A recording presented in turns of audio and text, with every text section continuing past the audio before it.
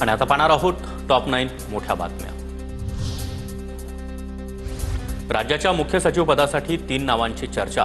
राजेश कुमार, इक्बाल चहल, भूषण गगराणी यांच्या नावांची चर्चा। सुजाता सौनिक जून महिन्याच्या अखेरीस सेवानिवृत्त होणार। सेवा ज्येष्ठतेनुसार राजेश कुमार यांचं नाव आघाडीवर। महाराष्ट्रातील आदिवासी समाजासाठी धोरणात्मक निर्णय। महाराष्ट्र राज्य अनुसूचित जमाती आयोगाची स्थापना करण्याचा निर्णय। केंद्राच्या धर्तीवर देखील स्वतंत्र आयोग स्थापन करणार। एसटी कर्मचाऱ्यांच्या महागाई भत्त्यात 7% वाढ। जून 2025 पासून महागाई भत्ता लागू होणार। 46% वरून आता 53% महागाई भत्ता मिळणार।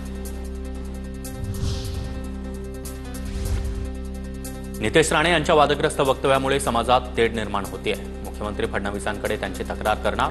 राज्य अल्पसंख्याक आयोगाचे अध्यक्ष प्यारे खान यांचं वक्तव्य।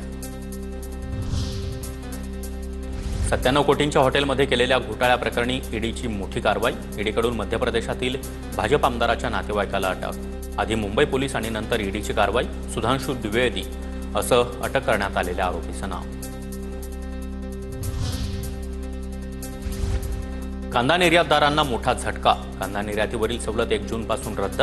मान्सूनपूर्व मुसळधार पावसामुळे कांदा खराब होत असतानाच केंद्र सरकारच्या निर्णयामुळे कांदा उत्पादकांना आर्थिक फटका। निर्णयाचा फेरविचार करण्याची मागणी। केईएम रुग्णालयातील डॉक्टरवर विनयभंगाचा गुन्हा दाखल। डॉक्टर प्राध्यापकाच्या पत्नीने दिलेल्या तक्रारीनुसार भोईवाडा पोलिसांकडून गुन्हा दाखल। पंढरपुरातील विठ्ठल मंदिरातील पुरातन पश्चिम दरवाजा 6 महिन्यानंतर भाविकांसाठी खुला। मंदिर परिसरातील जतन आणि संवर्धनासाठी दरवाजा बंद होता। जळगाव सराफा बाजारामध्ये सोन्याचे दर पुन्हा 1 लाखावर पोहोचले। 24 तासात सोन्याचे दर 800 रुपयांची तर चांदीच्या दरात तब्बल 2500 रुपयांची वाढ। सोन्याचा भाव प्रतितोळा 99,910 रुपयांवर तर चांदी प्रतिकिलो 1,04,545 रुपयांवर।